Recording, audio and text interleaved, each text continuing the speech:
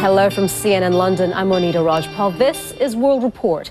In Norway, a ceremony for peace. In China, a crackdown on dissidents. We're just an hour away from one of the most anticipated Nobel Peace Prize awards in a very long time. Jailed human rights activist Liu Xiaobo will be represented by an empty chair. That hasn't happened since Nazi Germany prevented a pacifist from attending in 1936. Liu is among the few Nobel laureates unable to accept their prize in person. Aung San Suu Kyi was under house arrest in Myanmar when she won in 1991. She was released from house arrest just last month. Then Germany's Karl von Ossietzky was in a concentration camp when he won in 1935. He died just a few years later.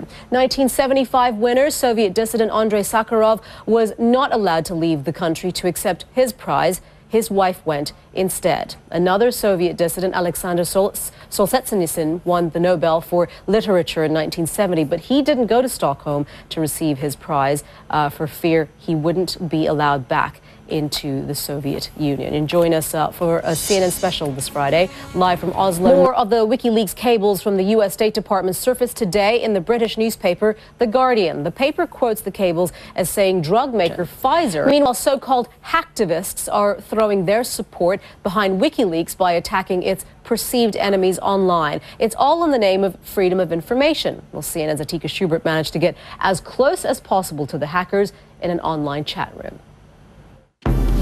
They call themselves Anonymous. Well, London is cleaning up following Thursday's violent student protests. Questions have been raised about the police response after large parts of the city were turned into a battleground. Riot police struggled to contain while the disputed election has resulted in Ivory Coast being suspended by the African Union. An AU commissioner says the union will not allow Ivory Coast to participate in any of its decision-making until President Laurent Gbagbo resigns in favor of his rival, who most observers say won last month's election. CNN's Christian Purefoy joins us now from Lagos, Nigeria. Cancelled flights, halted trains, frozen streets. The big freeze has been causing travel chaos right across Europe. On Thursday, the winter chill grounded hundreds of planes in Germany as Berlin airport ran out of de-icing fluid.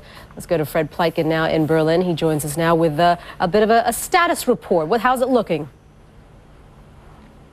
Hi, Monita. Well, the Berlin airport has finally got its de-icing liquid, so certainly things are picking up right there. What we are hearing, however, is that... I guess put it in perspective for us, Fred. In terms of snowstorms, how bad was this in the fact that the country has not been able to really handle the snowstorm as it has in the past? Coming to an end, let's go to our resident expert, Jennifer Delgado, with a look at the freeze forecast. How is it looking over there? Hey, Monita, you know, Fred wants to know everything. He wants to know about skiing this weekend, coming up in the Alps, and I have to let him know you're doing pretty good over there because your temperatures are above freezing across parts of the UK. So you have a nice weekend and have a cupcake on me. You know I will. I know Jen, you will. You I will warm. Too. Keeps us warm. Thanks a lot for that, Jen. Right. Yeah. Now, Buffy is the name of Vladimir Putin's new puppy. The Prime Minister is showing off the pup's new tricks. I'm Monita Rajpal in London. World Sport with Kate Giles, isn't it?